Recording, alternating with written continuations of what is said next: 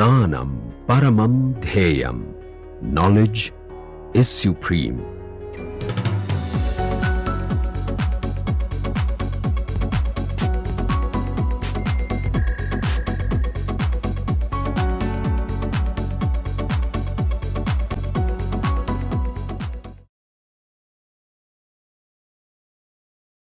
So looking at this equation 3, there exists an energy if it satisfies this equation.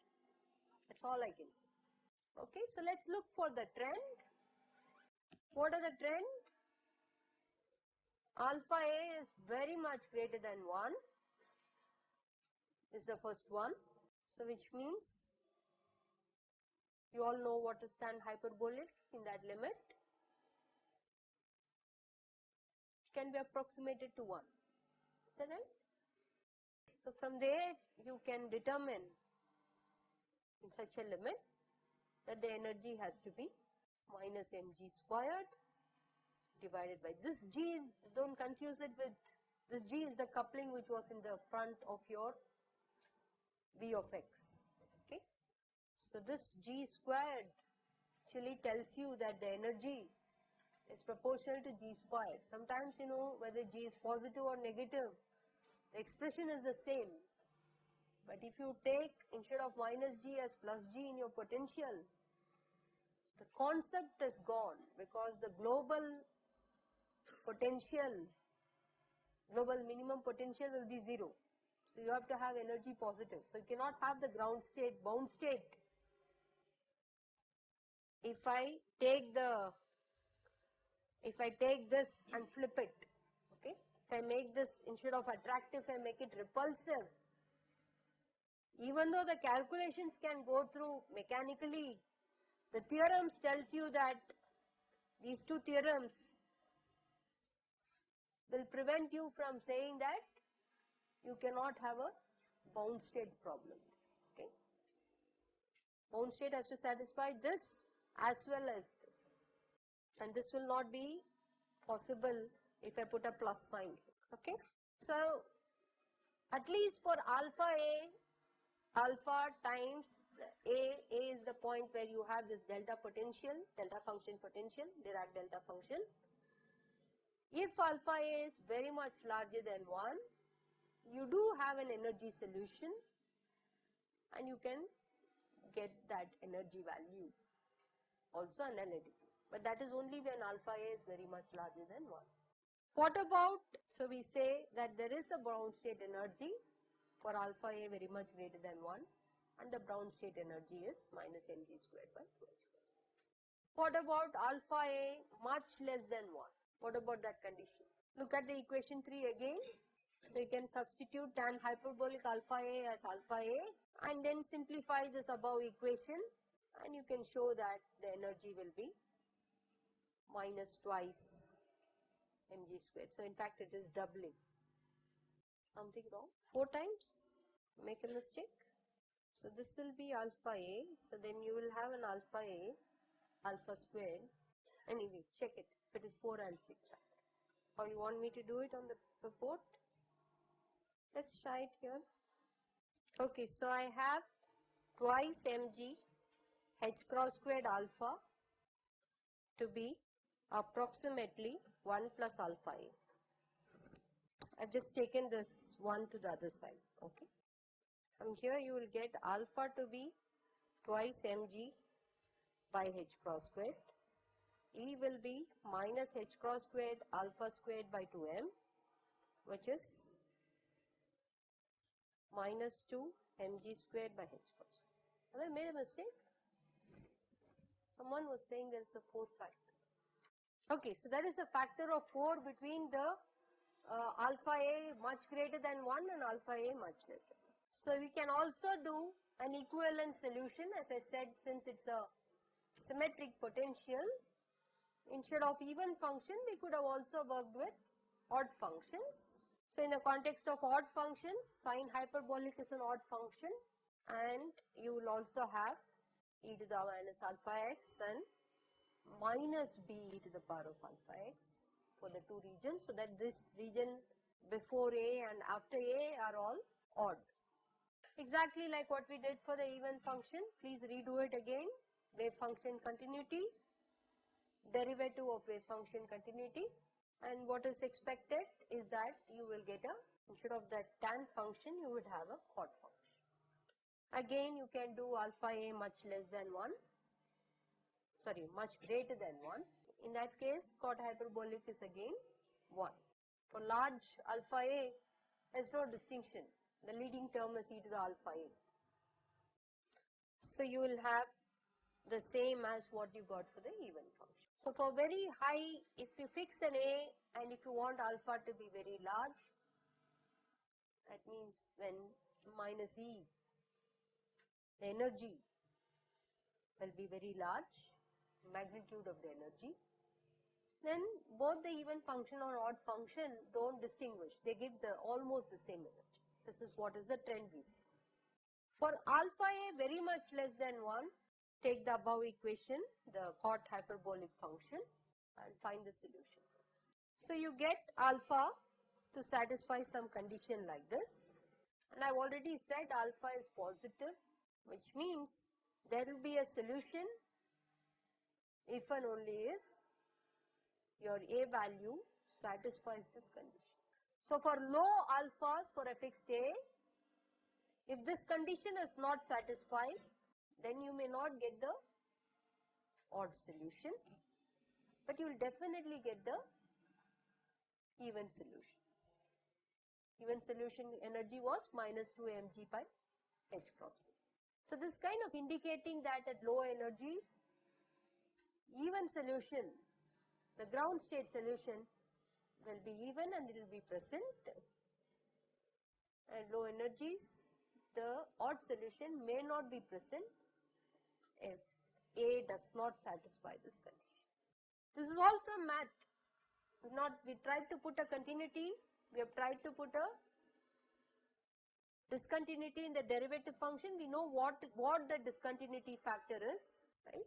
We have substituted and we ended up trying to get an equation which is a cot hyperbolic function, but then we try to find the trend for alpha a to be very much less than 1, and the trend seems to be that if the a value satisfies this criterion, you will find a solution for alpha a less than 1. So what are the observations? 2 mg by h cross squared, suppose is less than 1 by a. Even solutions will anyway exist, but odd solutions will not be there. So this should be greater, sorry, the second line should be greater than 1 by a, which is this condition. Then both odd and even functions will give boundary. Please correct this, I will also correct it when I put the file.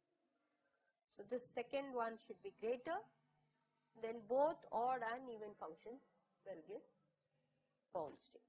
So this is some algebraic way of doing it and getting the trend, but it will be nicer to actually plot your solutions and see whether you get a non-trivial value for alpha and hence the energy. So how do we go about it? The graphical analysis. So it's a similar way in which I'm going to do it for this case. So now I'm going to take a define, don't confuse this in x with some position or anything. I'm calling some variable x as equal to alpha times a, just for convenience. So the even solution which I have, the solution for the condition satisfied for the energy when you take even wave function solution, that can be rewritten in terms of the x variables. You can also define another variable y as mga by h cross squared. So then the above equation will be, this equation can be rewritten by putting an a and an a below. If you do that, then you will have a y, actually as a 2y I think, the 2 will cancel on both sides.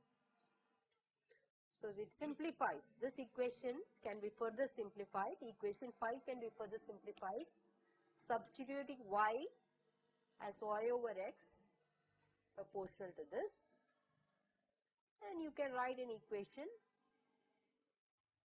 which is e to the minus 2x equal to x over y minus 1. How do you find a solution to this? I'm incidentally interested in x. And for a specific y, you can take y to be some value because it's dependent on the coupling constant, the position of your Dirac delta function, the mass and h bar squared. It's a constant. Y has nothing to do in the plot. You can fix y to be some value 0.1, 0.2, okay.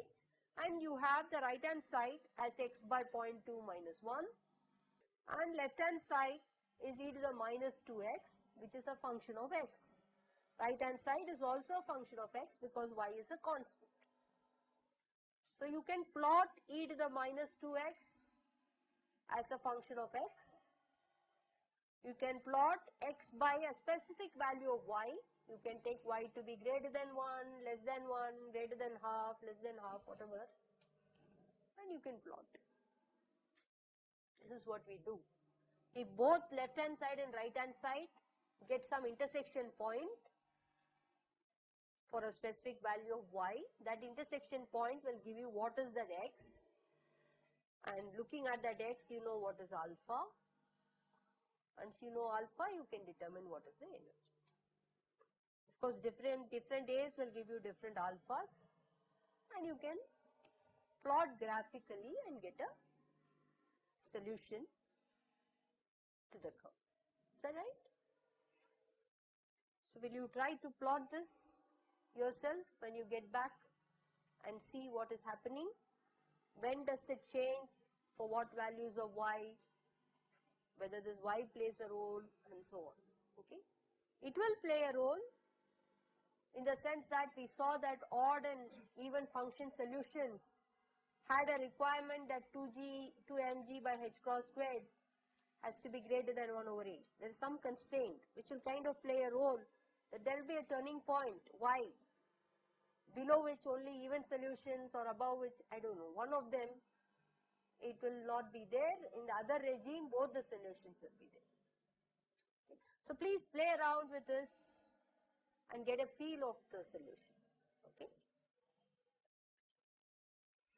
Similarly, with the cot hyperbolic alpha in the above equation, which is for the odd solution, we got this condition.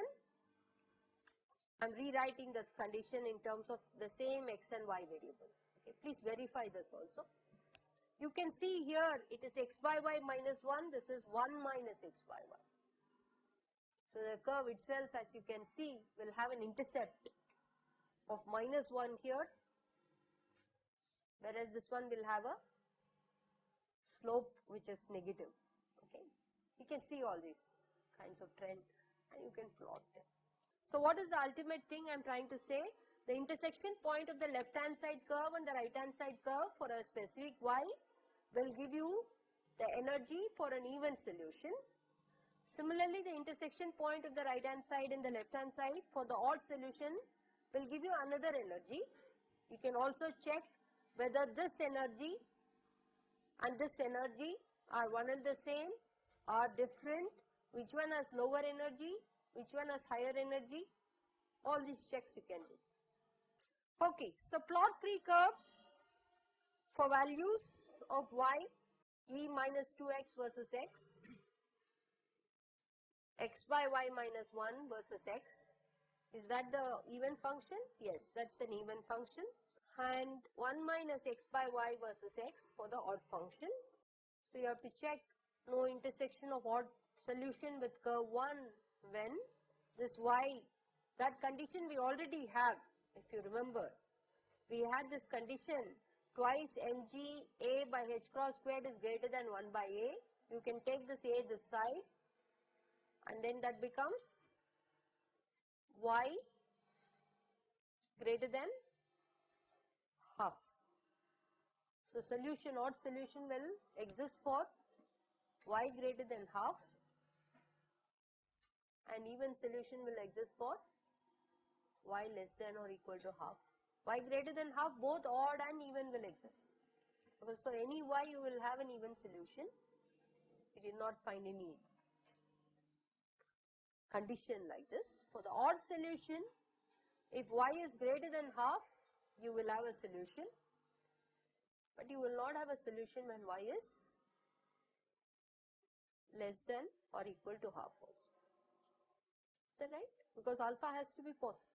So no intersection of odd solution with curve 1 when y is less than or equal to half. This is what I have tried to show you from the earlier slide. Both odd and even intersect curve 1. This is this curve 1 for y greater than half. Should we plot and check? I have tried to plot it in Mathematica for you. Which curve is what? The blue color line is what? E to the minus 2x. What about this orange color line? Odd solution or even solution? Even solution. It intersects at this point. Is this visible? So there is a solution. But odd will start, is the green line. And the green line does not intersect this e to the minus 2x when y is less than or equal to half. So this I have tried to plot with some y value as 0.4. 0.4 if I take, then I find this plot. You can try and check. Why are there only two solutions? What else can you have?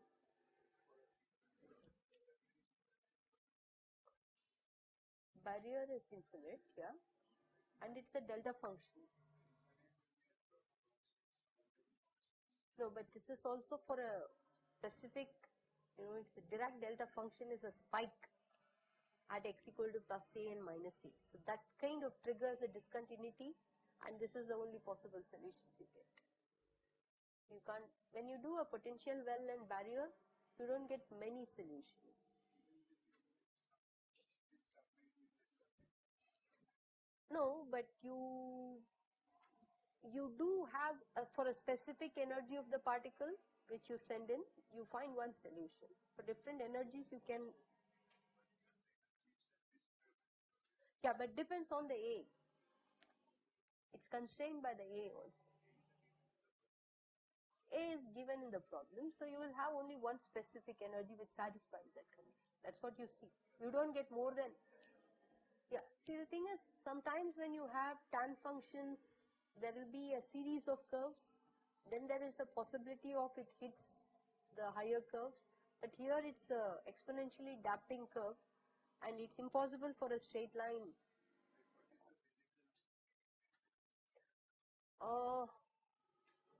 I don't see a physical way of arguing that there will be only bound state, but I can think about it. But I know that for other cases, when you have oscillatory solutions in certain regions, which is what happens in the case of your particle in a box and so on, you could have a repeated periodic ones which can kind of give the constraint. So you can have different energies giving you. But in this case, it's always damping exponential solution in all the three regions. So in such cases, there is no periodicity. So there is no way in which you can find more than one solution. This is what I see. But I don't, it's not a proof, but this is what I see. Okay? Okay. So similar thing we can plot for y. So this is not a very clear plot, but you can still see that the blue curve is the exponential curve. And for y greater than half, the slope of the odd function changes and it hits this curve, right? And similarly, the even function is also hitting this curve. So what is happening? How do we see which energy is smaller? Here, of course, this energy, when y is less than half, I see the energy to be here, but here the energy is increasing, and this is lower negative. That's true. I agree.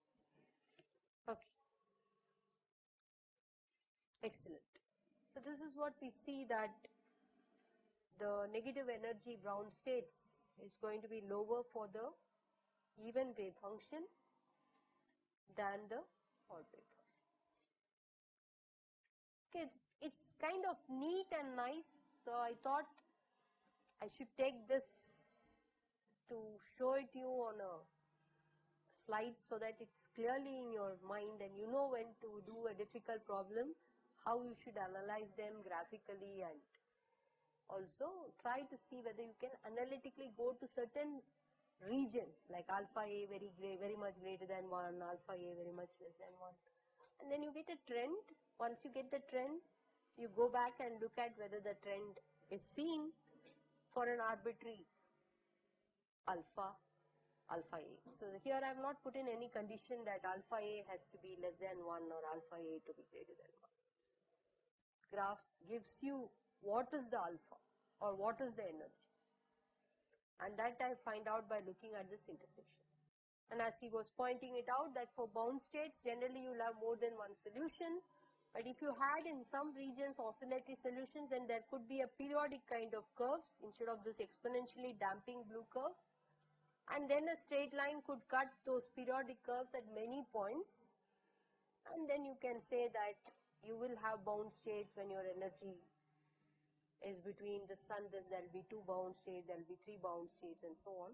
But in this case, in the delta function potential, you do see all the 3 regions, you have only the exponentially damping or growing functions. So you will have a single curve, not, if you had a tan function, you would have a series of curve between pi by 2 to and a 3 by 2 and so on. So you will start seeing some periodicity, and if you put this other curve of the right hand side, it could intersect those periodic curves at different points.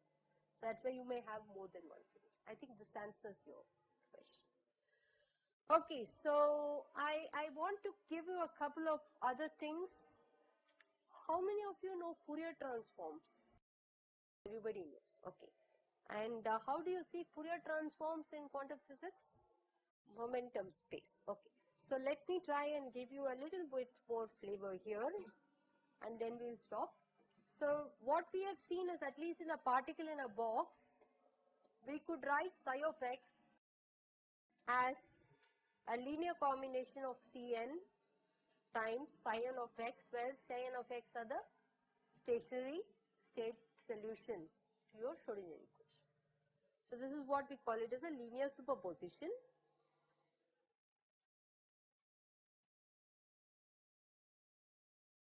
But we could take wave packet as a superposition of plane waves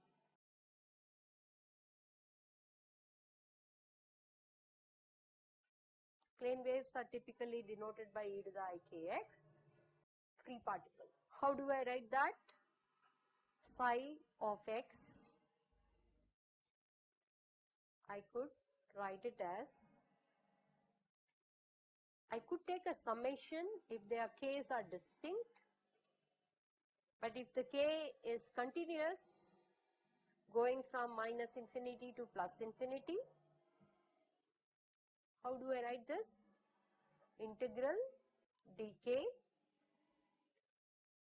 just like you have a probability amplitude for a state, arbitrary state, to have, you know what is Cn, right? Mod Cn squared is the probability of state to be in psi n of, or have energy. This is what you would say. So similarly, I can put a probability factor times e to the ikx. Of course, there will be some normalization here. Some books follow 2 pi. I'll get back to that. So what have I done? It's exactly similar to a discrete linear superposition. But in the case of a wave packet, you superpose various plane waves of various wave vector or equivalently wavelengths. And if there is a continuous distribution for the wave vector k, unlike here, n is discrete, It goes in discrete steps. That's why we need to put a summation. You could equivalently do a superposition, which is an integration here. So when to put an integration, when to put a summation. So Fourier transform. So this expression is nothing but your familiar Fourier transform you have studied. It's nothing but a solution for a wave packet, which is a superposition of all possible plane waves, with the probability of finding it to have a wave vector k is given by mod of phi k square. Phi k doesn't need to depend on x. Sorry, doesn't need to depend. Why did I put it? Okay, thank you. Yeah, phi k depends on k. To be very precise, it should be depending on k. So formally in all your Fourier transform, you typically would have replaced this by a psi tilde of k. And you will call psi tilde of k as the Fourier transform in the momentum space, and psi of x of psi of x. It's a Fourier transform of psi of x. And there are various other properties of Fourier transforms, you know, right? So like I'll give a couple of problems based on this Fourier transform for a free particle, where you can put your k to be h cross squared k squared over 2m to be the energy, and you can rewrite it in terms of that, and you can try and do what is the evolution of psi of xt. But this is the concept, that whenever you have a continuum, you can replace it by a, you can also do an inverse. You can try to find a specific wave number from the superposed wave packet. It's an inverse Fourier transform, and these things are visible when you do quantum physics. Okay, so let me stop here.